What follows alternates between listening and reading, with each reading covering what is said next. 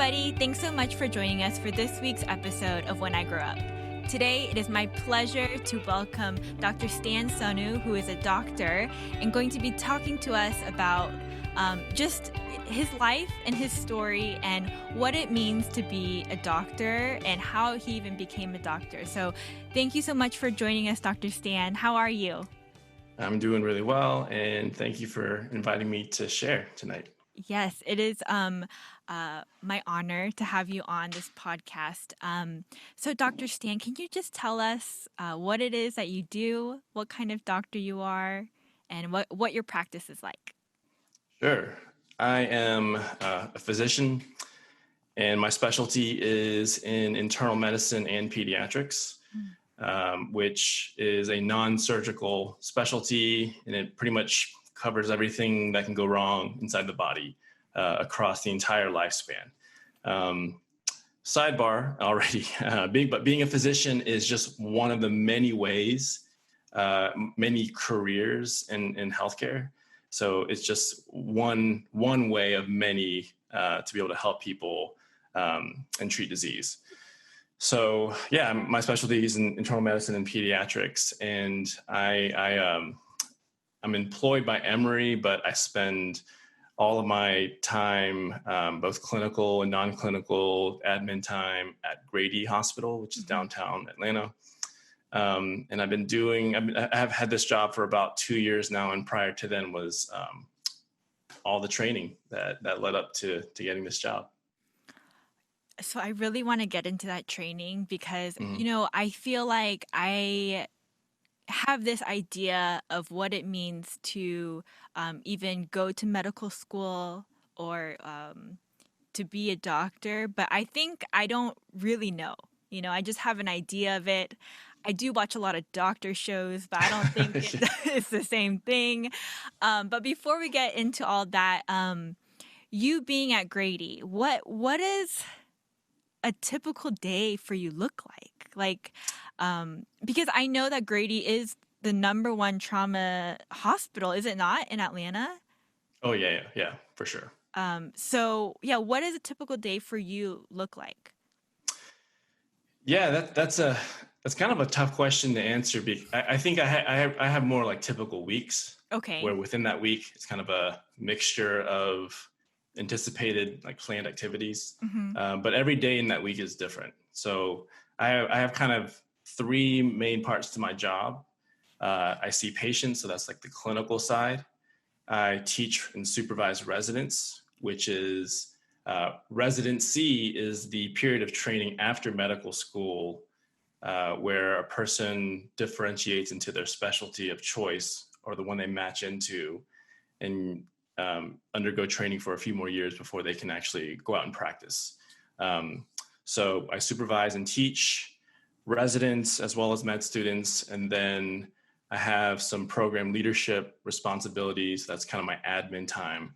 And if I'm lucky in a given week, I can have a 4th option, which is to do some research and write and some project work. So that 4th piece I have to fight for. But the other 3 I do pretty much every week. So yeah, it's a good variety. I think I'm a physician, but I would qualify that to say I'm an academic physician, which is quite different than like someone out in private practice in the community who 5 days a week, they're seeing patients, back to back. Or if I was a surgeon, they would be, in the OR, the operating room 5 days a week, or 3 days a week, and in the clinic, the other 2. But for me as an academic doc, it's implied that I have some teaching and educational responsibilities along with seeing patients on my own. So how did you come into being an academic doctor over rather than opening your private practice or, yeah. Do you get what I'm asking you? Yeah. And that's a really good question. And it's one that I don't get asked very often. So some people, when they come into med school or come into medicine, they're like, I know I want to be a surgeon, or I know I want to be a heart specialist, a cardiologist. And they can just go straight in that direction and just, pass all the tests and jump through the hoops and do the training. for me, there wasn't like a specialty that I was drawn to, which is Mm. why I'm doing internal medicine, which is adults, and then pediatrics, which is children. And so it wasn't so much of a specialty, but it was what do I care about the most in medicine? And in med school, that very quickly became understanding and reducing health disparities between, especially like racial and ethnic lines, health equity. So those as like topics were the things that I became very interested in. And so then when I asked the question, like, how can I actually be in this space as out of training to do work in these fields? What specialty would allow me to do that the most and give me a seat at the table or potentially the widest impact? And so that's where I landed on internal medicine and pediatrics. And then the academic part was when I asked the question, what would give me the opportunity to be able to share ideas with people, to be in an educational role where I can also teach on ACEs or adverse childhood experiences and trauma, which we were talking about earlier. And then, and then what can I do to be invested and be active in population health or public health? And so with kind of these interests that I had, it just didn't fit to do private practice where I'm seeing patients all day, every day. And I'm sort of bound to see a certain number of patients a day to make sure that the bills are being paid and my salary is being paid and all that. I didn't want to sort of be bound to that, which there's nothing wrong with that. I have some great friends who are doing that. But for me, I didn't want to be bound to like a certain volume. I wanted a little bit more flexibility. And so the trade-off that I made was, okay, I'll be in academics where I'm in kind of the educational world side of medicine. I'm not in private practice where it's a lot more lucrative. I have a lot more autonomy in my schedule. My salary is determined by how hard I want to work. In academic medicine, I get a salary from Emory, but I'm not bound to the volume of patients I'm seeing necessarily. I get more time to teach and more time protected, for supervision, that kind of thing. So there's definitely like trade-offs for this. But I'm very happy that I am in academic medicine. I do not get paid nearly as much as my similarly trained colleagues who are in private practice. I see. So that's just, it's just a weird, the economy of medicine and how people are paid is really weird. It doesn't follow typical like free market capitalist economics. There's not a whole lot of cost or price transparency in any sector of healthcare, much less like physician salaries. But it's just bizarre how we're paid. I mean, that's interesting that you bring that up. Because I was curious, because a lot of Asian parents, they want their kids to be doctors or lawyers, sure, for the status and the title, but also, I think stereotypically they are known to make money, or that's what people think. And I was going to ask you, because like my cousin is a lawyer, and I interviewed her too. And she actually said, look, if you want to be a lawyer for the money, don't be a lawyer. Because, unless you're a specific type of lawyer, you're not going to make the money you think that, or the world's telling you that you're going to make. So, I mean, yeah, what would you say to someone like that? Like, oh, I want to be a doctor because I want to be rich. I think, the direct truth to that answer is you can, it is possible. If someone is smart enough and they're good enough of a people person, they can get into med school and they can, be interested in a specialty. And I think it's, fields, I'm not going to, rip on any specialty, but there are certain specialties in medicine that pay more and they're known to pay more. Okay. And they're not necessarily known to be a place of like high need. And yet they're always competitive year after year. So Mm. there are certainly, and nothing's wrong, I think, with people wanting to provide and if that's Sure. their North Yeah. Star, like if that's what they're going for, that's fine. Nothing wrong with that. This is a system they're in. They're not doing anything illegal with that. It's just, but yeah, there's a wide range of salaries Hmm. with physician specialties. So like your family medicine pediatrician tends to be paid lower, and then your plastic surgeon, dermatologist, orthopedic surgeon, um, your urologist, your gastroenterologist, they get paid on the higher end. Mm. And so yeah, if someone really wants to make money, they could do that, because there are some positions that, you know, within a year or two you can make, I don't know, 500,000 a year, which is a lot of money for That's a anybody. lot of money. But I would say that to find this field fulfilling and meaningful, and to want to do it day after day, you need something more than just a job. It's a lot of work. It's a Yeah. lot of work to just do it for the money. Yeah. And there are I would say there are much easier things you can do that have a better work-life balance, that can make you a lot of money. So don't, you know, and then the prestige thing, like, yeah, there is a kind of this certain prestige dynamic with the public, but like when I'm in the hospital, no one's like, whoa, here's this guy with a white coat coming through. It's just like, hey doc, like, what's up, man? I'm Right. just another, I'm a person with a role, and I have a specific duty to do and to execute, and a role to play. Yeah. There's nothing, you know, I don't walk around feeling the prestige, like, Right. oh, today, like this white coat feels good. Like there's Mm. not, that's paper thin. Mm. And yeah, I don't think, I mean, certainly before I went into med school, like I thought the same thing, like, wow, like those people in the short white coats, like, oh, they're so cool. Those med students are so cool. Those residents are so cool. But having been through all that, like, it's just, we're just people. Well, I Like, appreciate your yeah, transparency in all yeah, of that yeah. because I think it's important to talk about, especially if you have this kind of mythological kind of view of what that really looks like. So thank Mm-hmm. you so much for answering that in the way that you did. Um, but going back to what you were saying about even just, in the beginning where you decided to pick a specialty and med school and all of that, could you just take me all the way back? Just even maybe even high school, right? Oh Like yeah, yeah. at what point did you decide I'm going to go to med school? This is what I want to pursue. Mm-hmm. My grandfather was a physician, and on my dad's side, and he was a pulmonologist. He was a lung specialist, back in like the 50s and 60s. Hmm.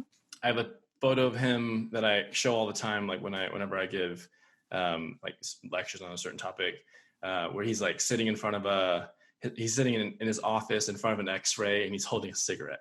So he was a lung specialist in a time That's when funny. cigarettes were still like, they were recommending like, these cigarettes are safe for you Yeah. and these are not.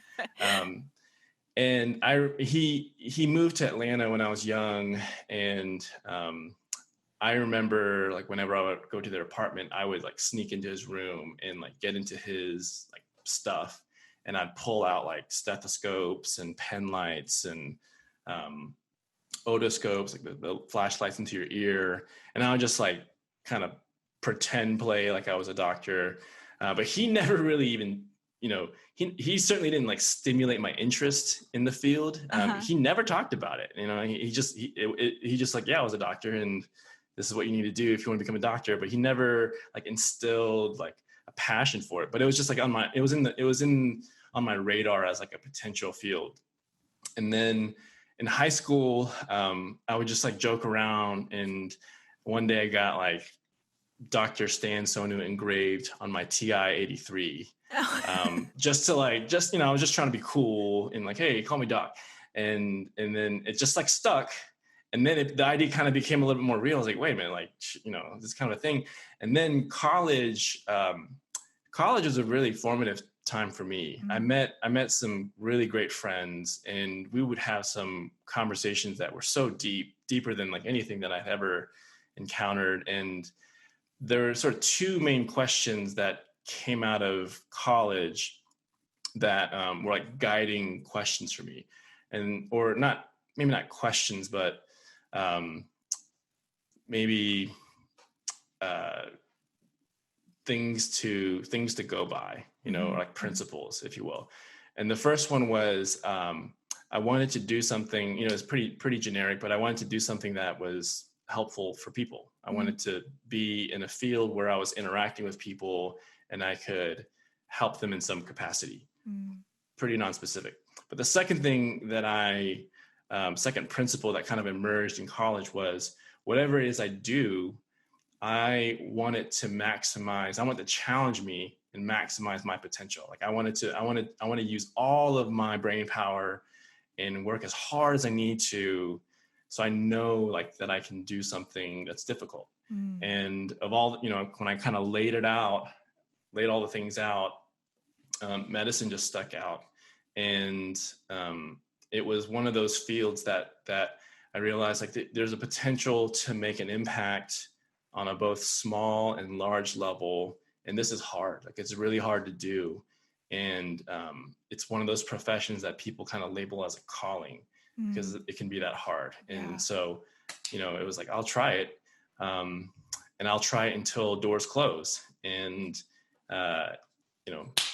certainly doors were almost shut for me, especially like early on. And I think that's, I would say like, I want to be clear since I'm on this podcast that for me, the hardest parts of this whole journey for me were like out of college, trying to get into med school. That was the hardest part of all. I mean, once you're in medical school, there are a lot of support. There's just a good kind of a collective sense of support around the student to ensure that like they do well and they're successful and they can move on. And the same would go for residency. It's kind of hard to get kicked out unless you do like something egregious or you fail everything. But it's hard. I think it's harder psychologically just to get into med school because you don't know. It's hard to know like where do you fit? Like how can you cut it? Where do you rank among other people who are applying? So yeah, I think long answer to your question, but things kind of formed for me in college, just with asking some questions around what matters to me, what do I find meaningful, how can I help people, how can I maximize my potential. So, your heart, to be able to, just want to pursue the specific types of things in your life.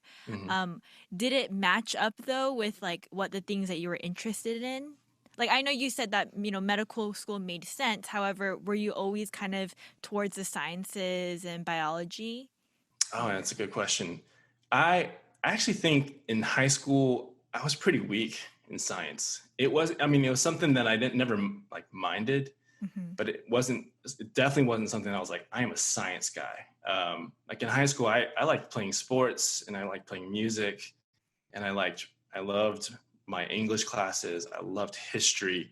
So I was much more of a humanities oriented person academically. I love stories and narratives and poems and then science was always something that just kind of, I liked it. It made sense. It's kind of a place where there's like, here's what we all agree on as fact and here's truth.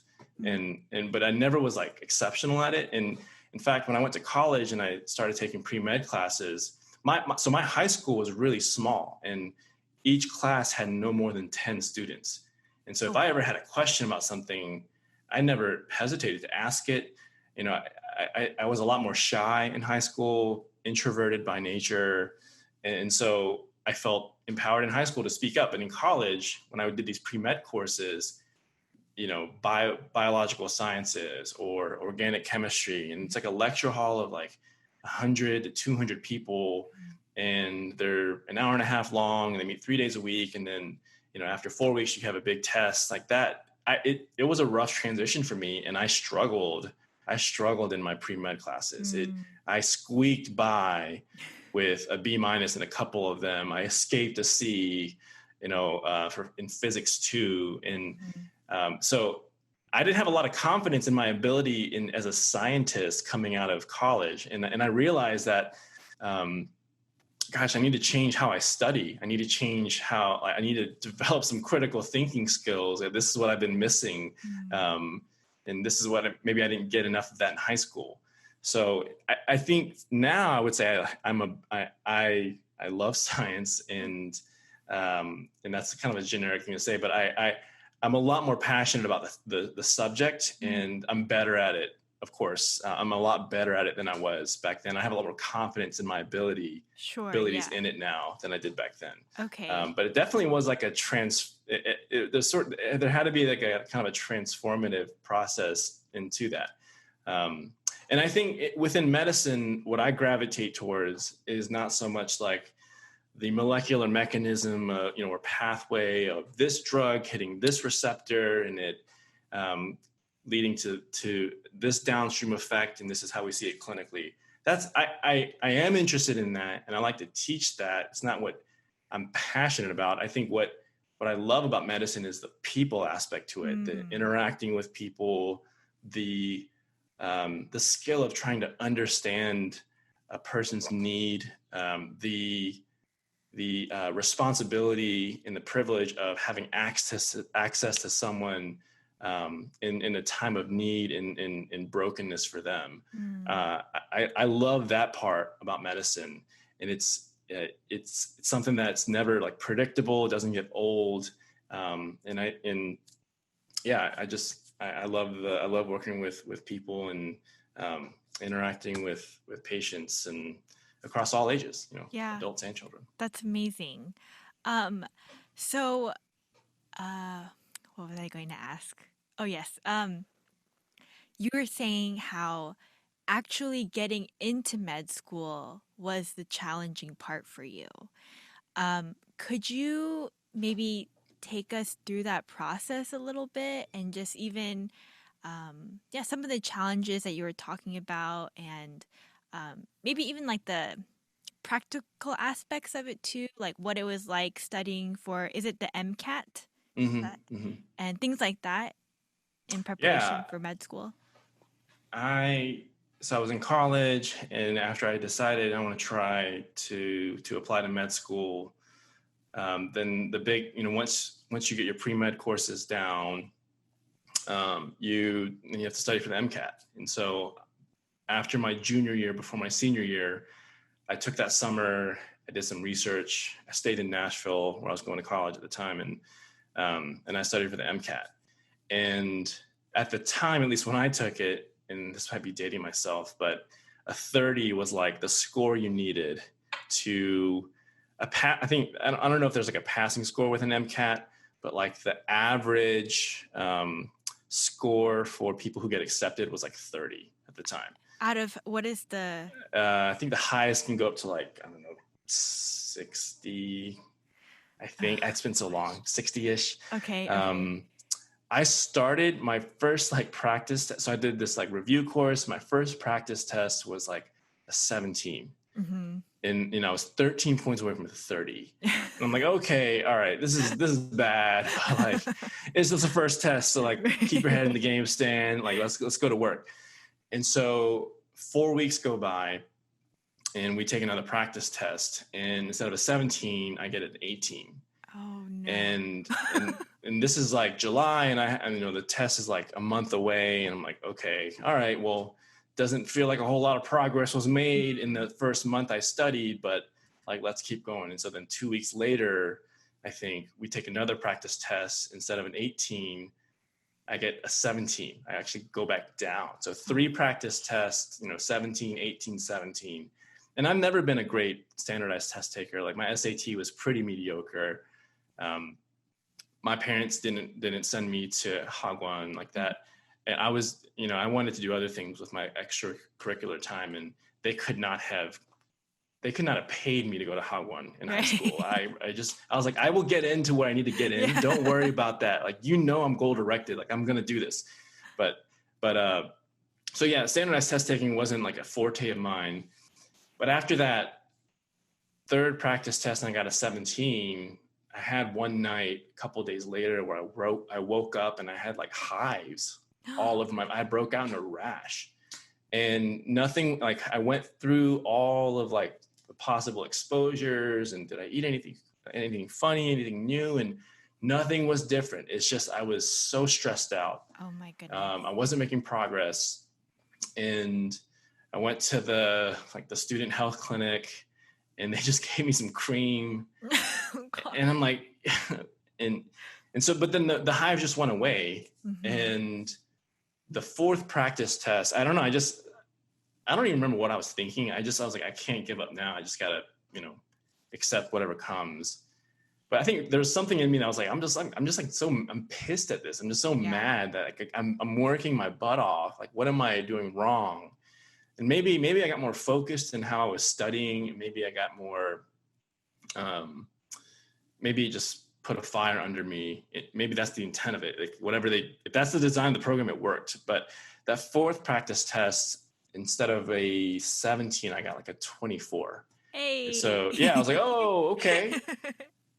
That's not good enough to get me into, like medical hall after Georgia, the state school where I ended up going. But it's an improvement. And then we took one more practice test like a week before the MCAT, and I got like a 28. So then I was like, okay, like it went up. Yeah. Let's keep it going. And then, yeah, when I actually took the MCAT, I think I got like a 32, 33. Wow. Which I've never shared that, actually. I've never actually said that publicly, but yeah, that's what I got on the MCAT. And it's tough because like my friends who were studying at the same time, like I don't know what it is, but I just had like my friend group in college, like they were so smart. They were so much smarter than me and could study so much less and just pick up things so much quicker. So and that's where I realized, so I realized like, all right, I'm not going to be the smartest person in the room, but I can outwork. I can at least match someone's work ethic, if not exceed them.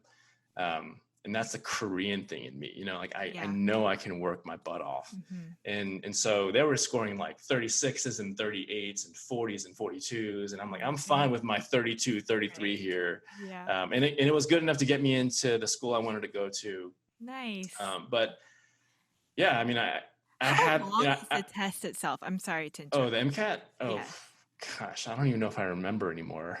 Like in time, like maybe, Yeah, I think it's like 4 or 5 hours. So you're telling me you took this 4 or 5 hour practice test like 5 times before you actually took the test? Yeah. That's crazy.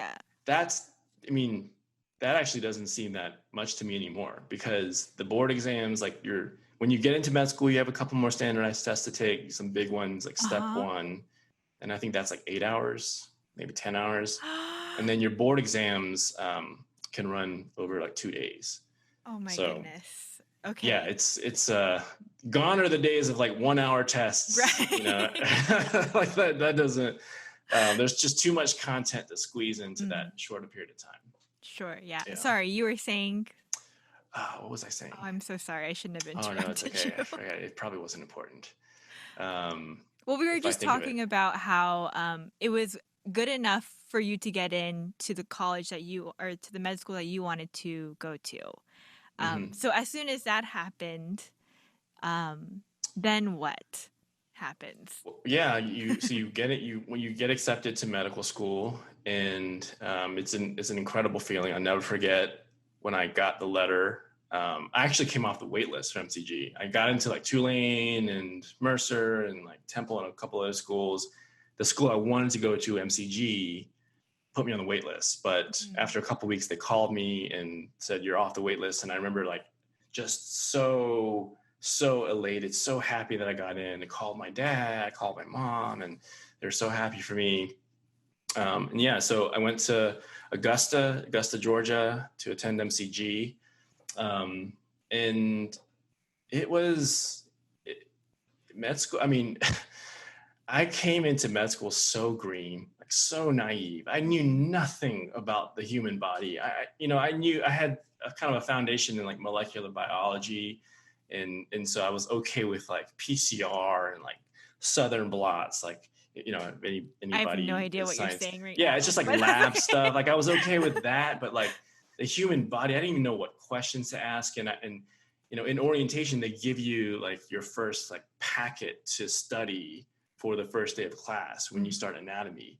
And we did the spine. And I just remember reading these words like FACET. And I was like, facet, like what it, facet, like peduncle, like these words that I had never seen before. I'm like, I don't even know what I'm looking at, what part of the body this is. And I don't even know how to say this word. And like, that's where I started in med school. And it seemed like everybody around me, it was just like picking it up so quickly. And so one of the things that I felt really early on in medical school, especially, was this thing, and it's actually quite common, but it's a thing called imposter syndrome. And it's where you feel like you're the fraud. Like out of a group of people, everybody knows what they're doing. Everybody knows their stuff except for you. And if someone turns the spotlight on you and says, what's the answer to this?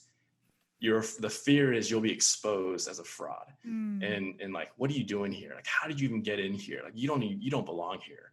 And I don't know how many medical students felt that back then when I was in med school, but I certainly felt that a lot in the first day of classes. And so what's one of the things that I like to talk about now with my residents and students, like, because I think when they see me like teaching on the wards or teaching in a classroom, like that doesn't come like that kind of vulnerability, like this like insecure version of me, this unsure, like this person without confidence who's like struggling with imposter syndrome and feels like a fraud. Like they don't see that side of me, so overtly anymore, but it's still there, like that's a person that still is, that's still me in a lot of ways. So yeah, it's been a process. Man, so like, okay, so I mean, because I'm imagining myself in your position in that during that time. So, what does medical school look like? So, what is the process of medical school? Because I know, I meet people and they're like, "Oh, I'm a resident," and I don't even really know what that means. Well, I mean, I know that it means they're like in the hospital at this point, but then like, how many years are you like, what you said, like you're learning about things, anatomy and things like that you don't even, is that common, by the way? I mean, I guess, do you know, is that like, is it okay to go to med school and not know anything? Or like, oh, I mean, yeah, that's where you learn, right? That's where you're so supposed you're to not learn like how to. expected to like know things. Yeah, no, not technically. Okay. Not technically, but you're supposed to have, I think it's a bit more competitive now than it was for me back then, especially MCG, to get into medical school.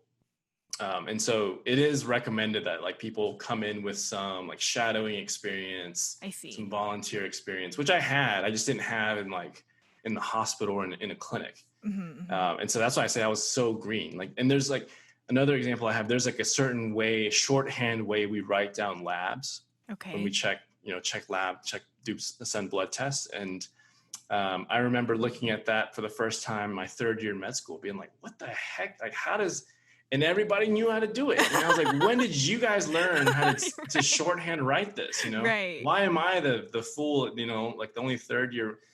Anyway, so the process of med school is in general, it's 4 years. There's some like 5-year programs, 4 years long. You have to come in with some undergrad degree. So you can't go from high school in the US, you can't go from high school to med school directly. The first 2 years in general are what we call preclinical years. And so that's more like the studying, the textbook. You might learn some physical exam skills, but you're not actually in the hospital providing care for patients.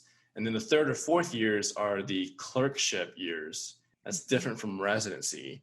So you're a medical student and you're inside the hospital doing different rotations in various specialties, internal medicine, general surgery, ENT, OB-GYN. And then that's where you kind of decide what you want to do. And then your fourth year, you apply, you go interview, and then you match into residency. It's a weird process, the match. It's like you rank your programs that you like. Each program ranks their applicants that they like, and some crazy computer algorithm puts people together. and so yeah, you go to so when you finish medical school, technically you could do general, you could be a general practitioner, which is not a board certified specialty, and you could technically go practice somewhere in the hospital seeing patients. But these days, I think most, like 99% of hospitals in the United States want someone with a board certification. Okay. So in the, 50 years ago, you could just graduate med school and just start practicing and seeing patients, but that doesn't happen nearly as often these days. And then residency is like your post-medical school training, and it's in your specialty of choice or the one that you match into. And the training could range from like 2 years to 8 years, 9 years if you're a plastic surgeon or a pediatric cardiothoracic surgeon. That can go up to like 14 years because it's actually an apprenticeship. So you don't graduate until you've, your boss signs off on you. Wow. In a way. Yeah. So it's a wide variety. My training, so med peds is my specialty, internal medicine, pediatrics. Med peds is 4 years. I did a chief resident year after that. So it technically was 5 years long. And then I did a fellowship in public health in preventive medicine, which was 2 years. So that was 7 years of training that I did after med school. So fellowship is also part of the training. Yeah. So, okay. So after you specialize, which is residency, you can then subspecialize and further differentiate yourself in a fellowship. Okay. And I think one thing about medicine is it's a field of a bunch of niche. It's a niche career. Like okay. You can find your little corner of the building and like set up camp and then be known as like that person. Who's good at this or who's interested in this or who cares a lot about this. And at least that's the way academic medicine is kind of like turned out to be. So I'm med peds. I'm one of the few med peds docs at Emory. I see children and adults, which wasn't really a thing. In Georgia, there's no med peds program. So there's not a great familiarity with what I do. So that's kind of a niche there. And then some of my other like academic interests around childhood maltreatment, childhood trauma, child abuse. That's kind of a niche that I've sort of grown into at Emory. Yeah.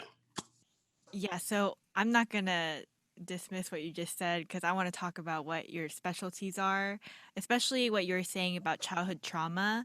I did a little bit of research before interviewing you, Dr. Stan, and I saw that you were on a TED Talk a couple years back. And the TEDx Talk, yeah. Oh, yeah. Sorry, TEDx Talk, yeah. Yes. In my book, it's very similar, but... that was stressful too, yeah. So you were... talking about in this TEDx talk some of the things that you specialize in and the study that you kind of know a lot about. And from what I remember, it's called Adverse Childhood Experience.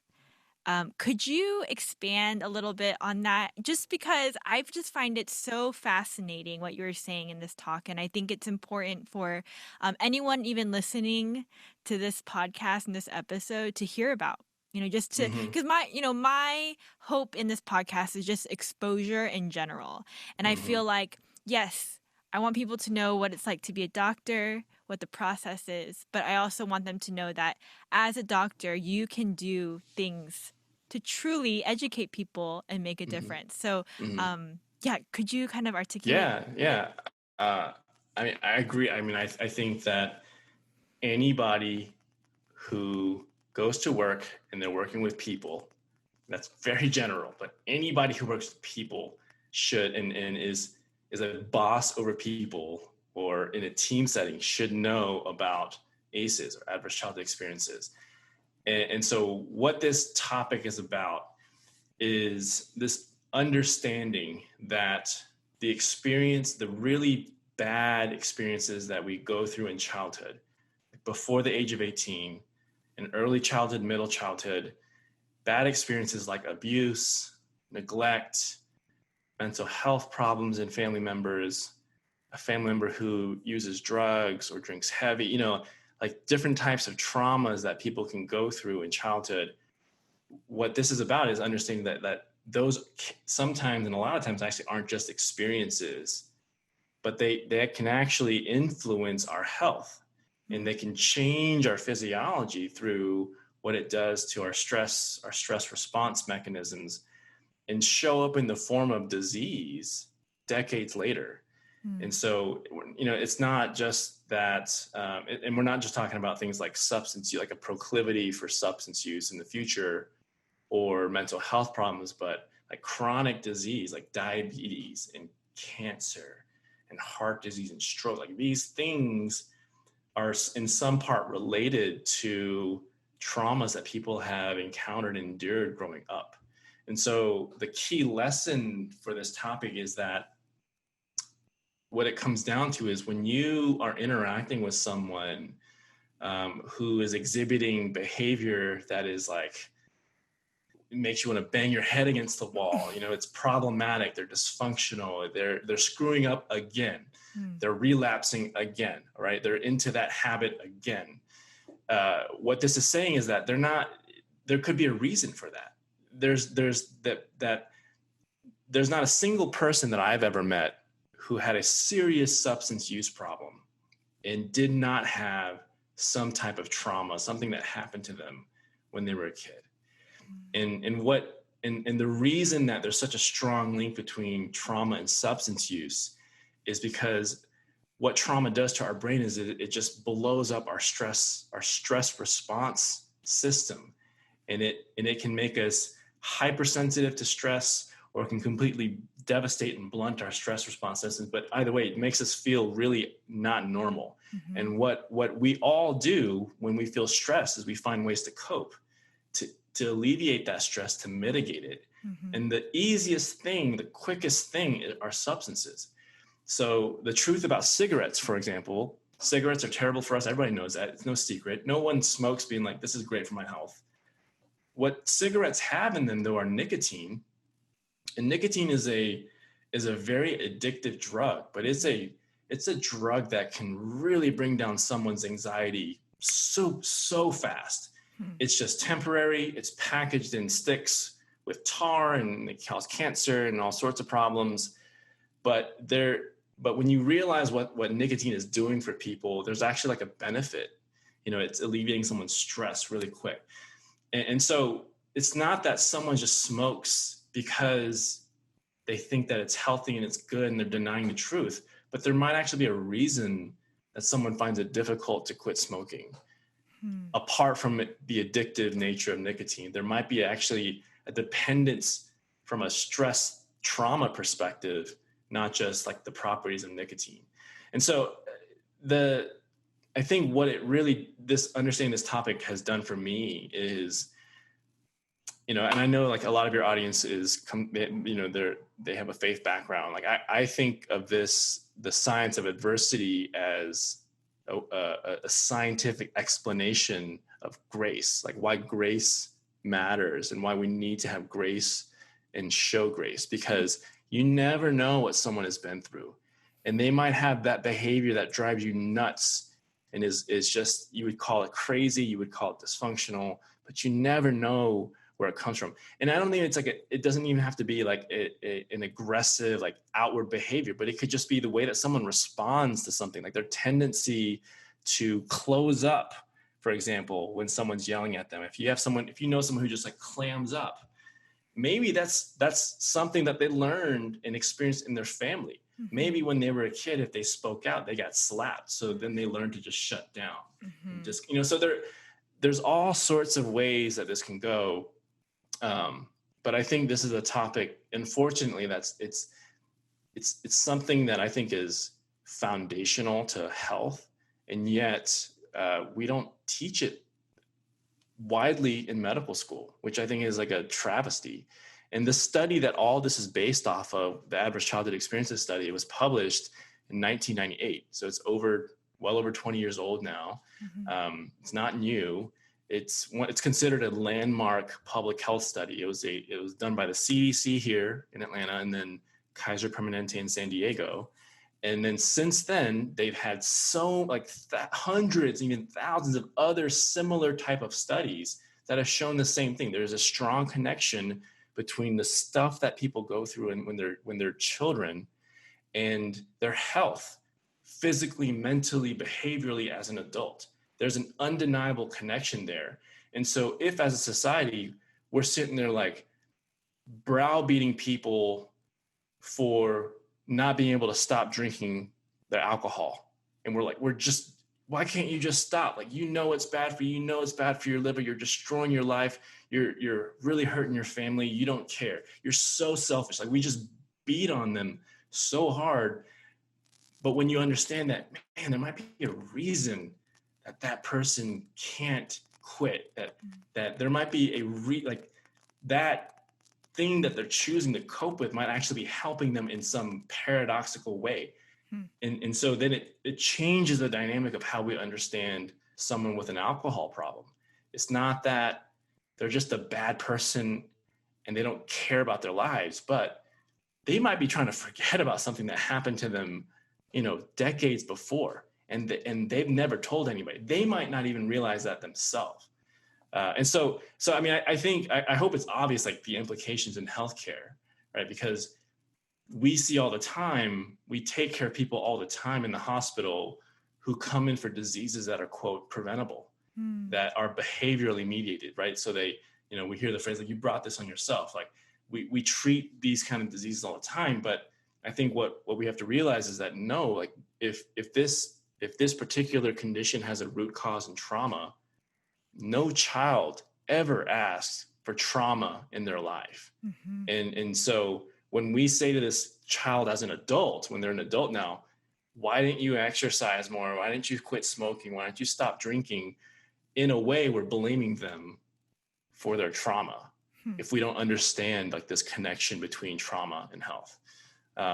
So yeah, I think it's powerful. And what I've noticed too is that a few times when I've spoken about this in a faith context in the church, it's crazy because pastors just get it. Like, I think faith leaders, they understand, I think they see this, like they see like the brokenness that people have and are dealing with and are wrestling with. They see the shame that brokenness can actually generate in a person, so one of the most paradoxical things that we know exists is that like victims of sexual abuse can sometimes blame themselves for that abuse. Like, they deserved it somehow. They think about what they were wearing. They think about what they said. Was I sending mixed signals? When no, like the truth is you were violated and someone actively violated you. But it's crazy how trauma can twist that narrative and make us think like we deserve that in some way. No child deserves sexual trauma, like that shouldn't need to be, it shouldn't have to be said, but I'm saying it, because there could be people listening to this podcast, even who that kind of resonates with. It's not their fault, and yet we have the society's culture where it's like the only reaction you can have is shame. You feel ashamed. You don't talk, and that shame is exactly why we don't talk about it when we need to, especially in potentially incredible places of healing like the church. So yeah, long-winded answer to say I think it's a really important topic, and it resonates with me on so many levels as a physician, as a human being, as a believer, as a Christian. It just people need to know about this. Yes. Sorry, before we continue, could you adjust your mic just a little bit towards your sure. mouth? I think it moved.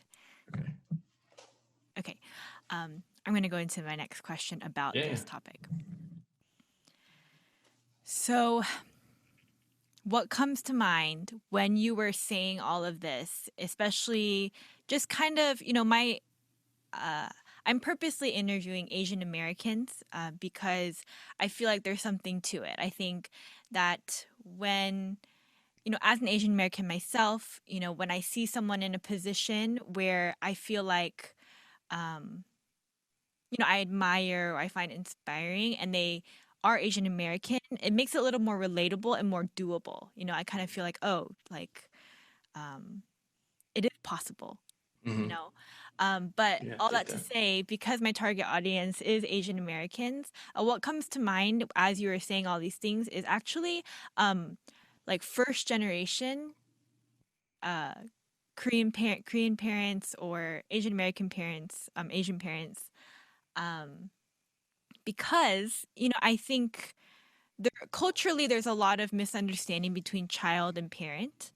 But I think, yeah, do you have any thoughts about that? Just the first generation, experiencing what they've experienced and then coming and immigrating to a land that they know nothing about and having to assimilate and that stress that's put upon them, um, affects even maybe the relationship between child and parents. Do you have any Oh comments or yeah. thoughts about that? Yeah. I mean,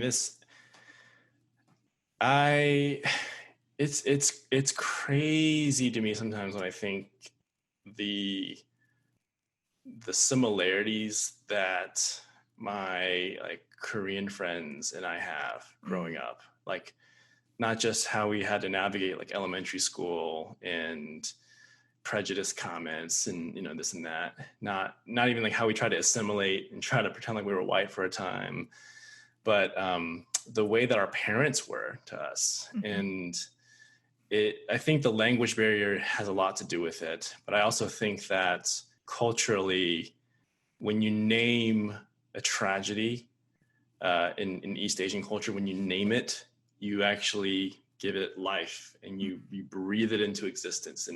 And so that's why you hear stories about someone's grandmother who had cancer and the family didn't want to tell them, that person, mhm, mhm, because to know it, that means you are conceding and you are admitting, you are relinquishing, you're saying I give up. um, so there's a kind of a cultural force that we come into this with, where we don't talk about these things. And I think that, I don't know why that exists. My guess is that Koreans have been through so many bad things that there's just too many to name. mm, Historically, over 100 years ago, right? And even through the Korean War, which was what, 60, 70, 80 years ago now. yeah. um, there's just so many unspeakable things that have happened. And so I think people just don't want to talk about them half the time. My grandfather never talked about I mean, I think I was a kid who like wanted to hear those stories. And Mhm, he was, so he was married, and my dad told me this. I mean, he was married and he had like 3 sons and a daughter, and he was living in North Korea at the time. mm, And when the conflict broke out, uh, and there was the Communist Army and the Chinese and the U.S. were kind of, they're playing chess with Korea, and there was a lot of unrest. He went to Seoul with his brother, and then like a day or two after that, they closed the border, mm. and so he never could go back. Oh, And goodness. because he was a physician, he was a target, and so his brother like made him flee. Long story short, he never saw his family again, and then like some years later remarried my grandmother, who had my father. And my grandfather was 43 or 44 when my father was born, Mm, so he was up there. mhm, And um and, and then and then obviously I was born after that. But like if things had worked out like they should, like if my grandfather was able to go back to his family, then I would never be here, because my mhm. dad would never be here. Right. And so I think it's a tragedy, but it's also like, for me, a story of like redemption. And I wish my grandfather had talked about that with me, Mm, but he didn't, and it was just silence. And I think that's just how we've dealt with things as a people. It's just like we just bear it. mm, um, and so I think, and then you add on like the language barrier to that, which you can't even like contextualize the silence. You can't even communicate to your child why you're silent, like why you don't talk about those things. interesting. So Yeah. there's just so much miscommunication going on. And Right. what kind of the net impression you get of that parent's generation is they're just they don't think about it, they don't feel it, maybe they're ignorant, right? And that couldn't be farther from the truth. Like, I think they felt all those things, but they didn't have the luxury and privilege like you and I do right now to be able to talk about these things freely without consequence. We're not fighting for our lives. We're not worried about a roof over our heads or the next meal we're going to get. We're not worried about some country invading us because they feel like it, because Korea is an important part of the Eastern Peninsula. Like, they didn't have to. We don't have to worry about all those things now, but they did. Yeah, and then I think the final layer is like we have a lot of forgotten history as a people, and that was from people who occupied Korea and tried to extinguish Korean history. And so there's probably things that we still haven't recovered into memory. But I think, there are a lot of reasons for the broken. I think a lot of my friends have great relationships with their parents, but there's a lot of brokenness with it too. Sure. And I think there's a lot of reasons for that. When I was, I think I have gone through a process myself of kind of coming to terms in viewing our parents' generation through a lens of grace and more understanding. I think 10 years ago, 15 years ago, I was just angry. And, I was just bitter and angry at the silence and like, how come y'all are still racist and all these things. And I think I've come a long way in sort of understanding that and putting it into context, not excusing the things that need to change, but not being so angry, not thinking that they're inherently bad as a generation, and then I think the way that our parents show us love is because like they know there's a language barrier, and so I think the translation of love is just putting food on the table. Yeah. And I think so too. And buying things for you like that, right? You don't got to ask for it. I got you. Like that's how love is shown. And are you hungry? Right? Like that's the I love you in Korea, right? Or in Korean, it's come on, are you hungry? It's not like I love you and come on in, I missed you. Something like maybe some of that's there, but I think overall like we're kind of more subtle, like indirect with that kind of affection. Man, all of that was just really, it made me kind of sad because I think it's true. Yeah. And I think, definitely all of that you just talked about, especially with ACEs and just elaborating on that, I just feel like is something that I'm thankful that I am more knowledgeable on now.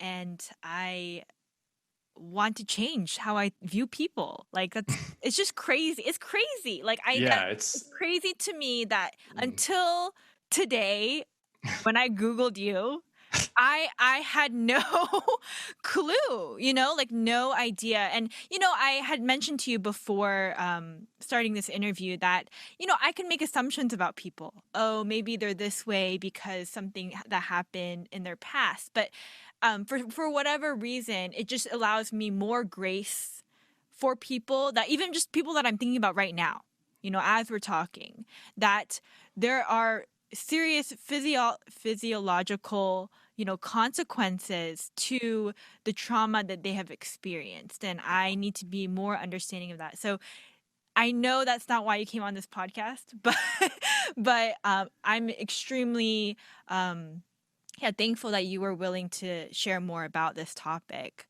Yeah. What's crazy too is that my parents know, and thankfully, like they speak English. Like I'm so bad at Korean, it's embarrassing, but they speak English well enough to understand. Like I can talk almost like freely. And so they've seen the TED Talk and they've heard like the whole kind of narrative science of adversity. And what's been powerful lately in the last few years is that now they're sharing stories with me with like stuff that happened. And actually last week, my dad was telling us about this dream he has still. He's had since middle school of when he was like beat up in school. And it was a true story. He was beat up, not by students, but by his teacher, his physics teacher, or a science teacher, he was, because back then it was okay. And so apparently something happened, my dad was doing some work and there was a noise that was made. The teacher was like, who did that? My dad didn't look up because he's like, I didn't do that. Why would I look up? And, long story short, the teacher thought it was him and took him outside, told everybody to put their heads down into their books. And he just like started beating on my dad, for like my dad said, 40 minutes straight. And the teacher never apologized. Mm-hmm. He didn't get in trouble for it. He actually like had to be restrained by other teachers to like stop from doing that. The kids in my dad's class felt so bad that when my dad went back into the room, like his face was all, bruised and bloodied. They like pulled all their money together and went to some pangchip, brought bread back for him. And then after that day, he was like, I was a hero because I took that beating and, didn't tell. Right. And, but I never heard that story before. And, I think I'm still kind of working through this, but I feel like there's some connection to that story, like, cause he still wakes up from, he has nightmares about that, that middle school version of himself is still there. And I'm glad that he felt like he could just kind of share that and it wasn't going to be ridiculed. That's incredible. I feel like all of us, we all have a middle school version of ourselves that just like is scared and terrified and just like really hates what we went through. And that's that little version of ourselves still exists, and it can dictate our lives. And a lot of times that middle school self is a traumatized version of ourselves that can still dictate our lives and run things. And so when a person can feel safe to share that with another person and feel like, oh, they'll understand it. They're not going to judge me for this. They're not going to say it's dumb. They're not going to say it doesn't matter, but they're going to understand and be there. I think that's where healing can happen from those kind of events. And so the other side of the trauma story is that the way we can heal from trauma, there's no drug, there's no program, there's no app, there's no substance. The way we heal from trauma is relationship, is a restored relationship. It doesn't have to necessarily be with the perpetrator, but the healing happens through relationships. And so that's why I think, again, like, faith leaders, the church, like, should get this, that it's actually like, it kind of parallels the gospel in a way. Like, the answer to sin was not God like destroying everybody, but through the person of Jesus, his son, like, he restored a relationship. It came down to this relationship that was restored. And that, to me, like, understanding the science around trauma actually like fueled my faith more. I'm like, oh my gosh, like, these things are converging and they're talking about the same thing. And the answer is the same thing. It's not a drug. It's not some shortcut answer. It's just the grind of a relationship. I think unconditional love is what heals. Like, if you want to talk about the idea behind the relationship that heals, it's this sense of like, I will love you no matter what you've been through, no matter what consequences that you have from what you've been through, I'm going to love you no matter what. And I think that is what can allow people to heal over time. It doesn't happen overnight, but it can happen that way.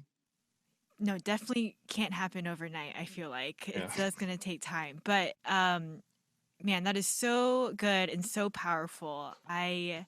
So like, when you're treating your patients, like, do these thoughts come to mind at times when you see like a consistent like diagnosis on a person or things like that? Yeah, I think, you have to be really careful about the intent of like knowing this is not to like pry into a person's life, right, or be voyeuristic, right? So I don't support like asking everybody about their trauma history. Funny, No, I know that's what you're implying, but I think some people could like, oh, maybe like, no, we don't do that. But I think it's understanding, and really it's like managing my reaction.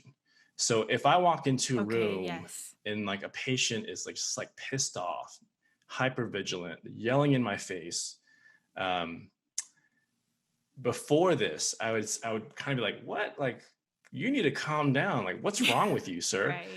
But now it's like, what's going on? Like, what happened? what sets you off? Like there's something that sets you off and I need to understand that. So Mm. it's given me like a kind of an extra like room to pause and just not judge and let just give me some time to be empathetic. The phrase that I sort of teach the med students and residents to kind of go by, like the framework is, it's not what's wrong with you, but it's what's happened. And that it's a paradigm shift from saying, okay, you've got really, really bad liver because you've been drinking for 20 years. Mm-hmm. Why can't you stop drinking? What's wrong with you? We switch from that to, okay, your liver is failing from 20 years of drinking. What is it that keeps coming up that makes it make sense to drink it away? Because that's the problem. Like whatever you are trying to forget about, whatever stress you're trying to push away, like that's the source. The drinking is a symptom of that cause of pain. And as your care provider, as a physician, I want to understand like what the thing that bothers you. And it matters because it has an implication on the symptom, the drinking, which we need to address. But the root cause of it is not the drinking. If the root cause is the drinking, that means you just suck as a person and you have no willpower, and you just deserve what's coming to you. But if the root cause is not that they're a bad person, they can't stop drinking, but they're actually trying to forget something or deal with something in some way, this is a pattern that has worked for them over the years to get them out of stressful situations. Then I don't know. I think the perspective changes, and the other sort of practical application of this is, I kind of alluded to it already, but it helps me to put into context, people's behaviors and not just patients, but like my friends, my colleagues, my family, my wife, my spouse. I think they're when you have eyes to see, it can help you in all your relationships, not just in a professional capacity. But there are certainly certain. I mean, at Grady, our patient population is a very, very traumatized population, historically and present day. And so how can we not be trauma informed if we want to work at Grady? That's my question. Like how can you not have this understanding of trauma? How can you go into Grady and be a doc and like blame everybody for like what they've been through, and like stuff they're showing up with? Like where does your compassion come from? So I think one of my like kind of overarching missions of being at Grady is to keep teaching this to as many who will hear and listen. And fortunately for the med school, like it's caught on, and the Emory medical students are just incredible at just like latching onto this and being like, we need to have this teaching like every year, every single rotation, every specialty. They're incredible in that way. So we have momentum, growing, but a lot of work to do still. That's incredible. Yeah.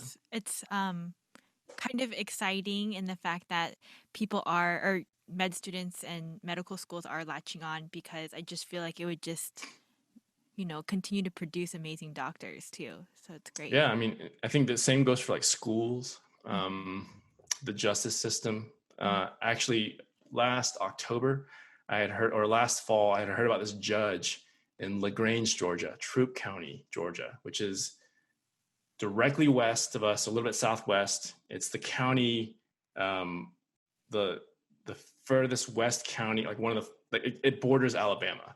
Okay. And so I heard about this judge who was trauma informed, this juvenile court judge, semi-retired.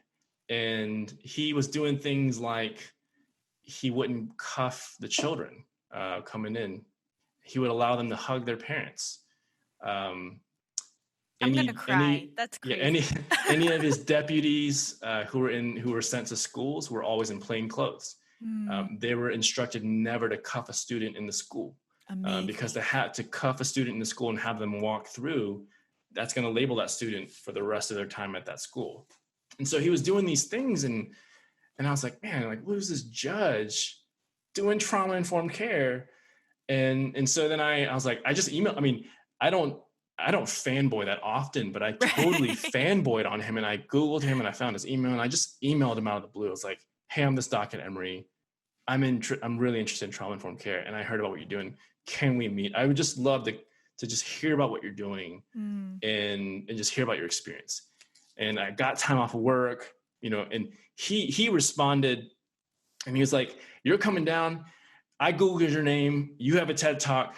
You're going to be speaking to us too. So he made like this big event and invited the community to come around, Amazing. and Yeah. they all came because they really respect him. His name is Michael Key, Judge Michael Key. Amazing guy. I mean, just a leader. Like it's like the only guy, in that side of the state doing this kind of having this kind of approach for. And he also changed like the built environment of the courthouse. Like he did all these things to make it like trauma sensitive and trauma informed. Certainly we have a long way to go, there and in healthcare, but when you hear these stories of people kind of doing it, it's powerful. It's moving. He's dignified. He's making his courtroom a place of dignity, where people aren't just automatically assumed to be criminals and delinquents, but he's trying to preserve their humanity. And I think that's what this all kind of comes down to in the end, is we are so easily swayed as human beings to objectify, dehumanize if someone doesn't fit into our box of how they should behave and operate. We're so quick to do that. And I think a great example is when we saw a bunch of looting, or we heard about lootings during the protest in late May, early June, Mm-hmm. with the Black Lives Matter protest. Mm-hmm. When people don't understand, when people see looting and they're like, oh, this totally delegitimizes that cause. They don't understand the trauma that's behind why the looting. Then they miss the point, So I think those kind of misunderstandings can be clarified when you have this understanding of like how trauma shows up years later, not just in adulthood, but in kids as well. So yeah, I think this work has to be cross-sector, the justice system, the educational world. I know people who try to get in front of police departments, because what would it look like if you have a police force who understands trauma, right? Maybe they're not going to go for a chokehold, but maybe they'll try to de-escalate ahead of time, understanding that the more aggressive you get, the more it's going to put that person into a fight or flight mode. Mm-hmm. And when you back, if we're out in the wild and you corner a tiger, it doesn't matter how, like, what show of force you have, that tiger is going to fight until it's subdued, right? Mm-hmm. That's what that fight or flight response does. So, I think there's a lot of areas of where this can really change how we do things in our country. Yeah, but so like, we okay, have so much to do. I'm so sorry. We are like, No. I try to keep it under an hour, or like at an hour. Oh, but I didn't. No no, worries. but no, I'm okay. Are you okay with time? Yeah. I Okay. maybe like 15, 20 more minutes. That's Okay, yeah, Yeah. perfect. Thank you so much. But I just real quick, okay, for someone that maybe feels like they don't have a large platform, right? Like maybe just a high school student, a college student, someone that, they work in the coffee shop, or, things like that.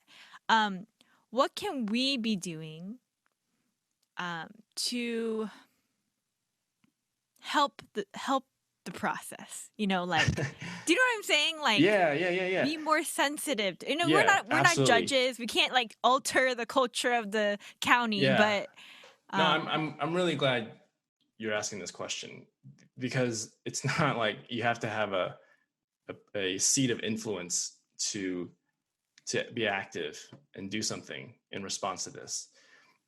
Because the truth is, like, a lot of the work that's going on for me, it's just like internally, like I'm constantly checking myself. It's given me sort of this ability to check myself and kind of gauge my bias. What's my reaction right now? Why am I getting amped up? Why am I, so I think a lot of the takeaway from this is check yourself and what your knee-jerk impulse reaction is to a given situation. And I think for people, it's just different. It can be across the board. It can be, do you cross the street, or do you hold your bag a little tighter when you see a person of color on the sidewalk walking towards you? Do you automatically assume that if you see a mug shot of a person who's Black, that they're guilty? Do you, for your family member, for your distant relative, whoever who is who's been a heavy drinker for years and can't stop and has ruined their marriage and has broken relationship with her, like, how do you view that person? And so a lot of this is just like your own, the hardest part of the work is on your own self. And so within trauma-informed care, there's sort of 4 R's that we go by. The first one is realize. That means realize like this science between trauma and health, which we've kind of done here. The second R is recognize. So recognize the signs and symptoms of trauma when they're apparent in front of you. What's one thing that's kind of interesting, what we do is when someone's in our face, our fight or flight systems get activated, and we don't even think about why they're upset. We just like, why are you in my face? And we get, if someone's even remotely directing that agitation, aggression towards us, then we start to reciprocate that almost, we get very defensive very easily. And so what recognize means is, instead of getting defensive, hit pause and then ask that question. It's not what's wrong with you, but what's happened. So that's recognize. The 4th R is realize, recognize. Oh my goodness. Is it refer? This is crazy. It's been a long day. No, it is. Oh no, it's respond. It's respond. So respond means you can refer, and for me, on an interpersonal level, it means I don't respond. I don't retaliate, like I don't reciprocate, but I respond from a position of empathy, and I start there. And I have to say, like, that has saved me so much in so many encounters when I walk in the room and I can tell, like, oh, this mom is pissed off at, just in general. Or this patient's been waiting 2 hours. They are livid right now. And I think prior to this, like, I could have been really passive aggressive and like, giving shots back at them. But now I feel like I have the buffering ability to kind of put their frustration in the context. It's not about me. It's not meant to be personal to me, but they're upset about something and I need to understand what they're upset about. And the 4th R is to avoid re-traumatization. So I think for your high school student, for who's working in a coffee shop, they're gonna interface with people who've endured trauma, and it's gonna show up in the way they treat them while they're ordering their coffee at that coffee shop. They might be really rude, or where's my, so I think it's understanding that when someone, when we're at our best, we're friendly, we're kind, we're cordial. When we're at our worst, it's much harder to maintain those civilities. Sure. And for that person who's working in a coffee shop, if you got someone who's in your face rude to you, that's not right. They should not be rude to you. This doesn't change that.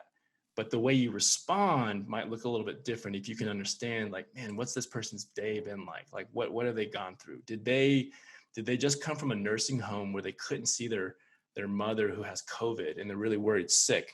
And now they've been up all night and now they just need a cup of coffee and they're yelling in my face. Like, it could be any number of those things. Yeah. Again, the point of this is not to ask. We don't need to know. Right. But the point is to understand that trauma is common. Like, people are dealing with stuff all the time, and we are really good at hiding it. We are excellent at pretending like it never happened.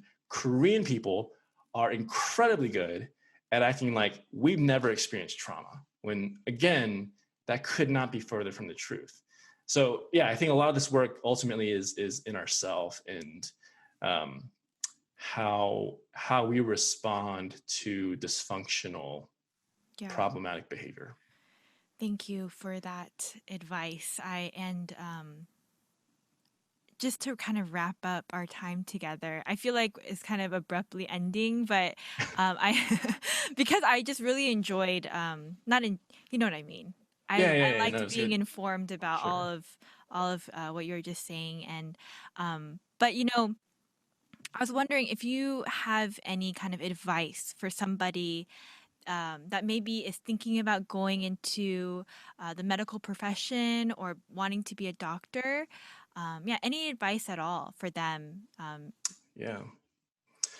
Well, first, I've been kind of sitting on this for our conversation, but I do want to say that, um, I'm obviously a guy. I'm a man Mm-hmm. in medicine, and that's an Asian man in medicine is pretty stereotypical as you get. Um, Before I jumped on this podcast, I was looking up some data, some statistics on the demographics of people who've gone to med school in the last 20 years. Mm-hmm. And what's interesting is that somewhere around 2005 2006, among Asians, the proportion of graduates who are men was actually exactly the same as the proportion of graduates who are women. So of Wow. Asians graduating medical school, 50% are men, 50% are women. Wow. And prior to 2005, 2006, there was a pretty, it was a wide but gradually narrowing gap. But, in like the 90s, for example, you had much less women graduating from med school or going to med school in general Mm-hmm. compared to men who are Asian. Mm-hmm. And so I just want to highlight that because um, women in medicine are crushing it right now. And if you are a young woman and you are thinking about med school and you're only seeing guys, like that's not true. Mm-hmm. There are many women in medicine, and I, as well as my colleagues at Emory, are really passionate about that sort of gender equity and ensuring that women, to be an ally, to make sure that I'm actively participating in creating and cultivating a space that's inclusive of women, not just people of color. So, I'm glad you had me on the show. Part of me kind of wishes you invited a woman physician so that Sure. we Maybe can kind of next crush time. that myth. Next Yeah. time. Because I think one thing about Korean parents is that maybe it's not so true anymore, but at least when I was, in high school, when you thought of a doctor, you didn't think of a woman at the time. But these days, 50% of the graduates who are Asian are women and 50% are men. So it is equal, and that is a good thing. And then, so any advice I have, gosh, it's a long journey. I think if your heart is not into helping people, there are other good professions for you. But Mm. reasons I would not get into this field is, let me just go on the list. Like, one, your parents told you to. It's well-intentioned advice, but if your heart's not in this and you're doing this because your parents want you to, you have a high chance of being a bad doctor. Mm. And we don't need any more bad doctors. The people who struggle the most in residency, from my position, are those who come in without a sense of like, I like this. They come in without a sense of passion, and they come in with a sense of like, I'm just here to make money, put in my time, and then go on to make money. But they're not good with patience. They're not good team players, and it's not because they're bad people, but their heart's not in this. And so if your heart's not in it, you're going to be forcing yourself to just do the bare minimum. Whereas if your heart is in it, you will be exceptional because you want to be exceptional because your heart's in it. So don't pursue medicine just because your parents tell you to. That's a terrible reason to do it. If they give you the idea and you end up liking it, that's different. Okay. So that's not to say don't listen to any advice of your parents. Secondly, I would say the same thing for money. This is a field where you can make a lot of money, but again, it can be brutal and life-sucking if you're just here for the money. I mean, Yes. life-sucking. Like, to be a neurosurgeon, spine, brain surgeon in residency for 7 years, you are at the hospital at 5 a.m. You leave, between 5 p.m. and 7 p.m. every day. You get 6 days on, 1 day off, and that's 6-7 years. That's a brutal, your spouse is not going to be happy with you. Your kids, you're never going to see them. Your friends, you're never going to see them. And anytime you get off, it's going to be pressure to squeeze in as much as you can. So you're not going to have times of rest. So it's a tough lifestyle if you're just in it for the money or not, your heart's not in it. Third, I would say that the successful person in medicine doesn't have to be the smartest person in the room. It's okay if you're not making a 4.0. You can't be averaging a C, I'm not going to lie. But if you're somewhere between a 3 and a 4.0, and you're interested in med school, do not let a lower GPA dissuade you. Again, if this is really what you're interested in. The successful people in medicine are the ones who work the hardest. So if you have a work ethic and you're of average intellect like me, but you can work your butt off, then you can do med school. And I wish someone had told me that, because I feel like that would have given me some confidence, in high school and college, to know it's a lot to learn, but if you work hard and you put in the time and you're diligent with your studying and you commit to it and you take it seriously, you can be successful. Guaranteed. 4, med school is really expensive, and it's really expensive, just like a lot of colleges and other professional schools are. I have student loan debt that I'm paying off and will be paying off for a while. So that is something that I got bad advice on when I was in med school. What I heard a lot of was oh, you'll just pay it off. You'll just make enough money to pay it off. And there's more to it than that. Okay. Right. So make sure you have your financial ducks in a row before you embark on this career that will put you $250,000 in debt. It's nobody's business. Wow. Yeah. So that's all the advice I have for now. And then 5th, please, whatever you post about this, I'm happy to talk to anybody. You can put my email on there. Like I said at the beginning before we started recording, I think one thing that I enjoy doing is to just be a listening ear for someone who's sort of asking questions about this kind of thing. And if I can be of any help in providing clarity one way or the other, I'd love to do that. I want to, it's being where I live right now in North Druid Hills, not a whole lot of, not a large Korean community. I'm not going to KCPC like I wasn't, back in college and high school, but I would love to continue to be a part of the Korean American community here and invest in it. And I love, like I said, I care about this community deeply.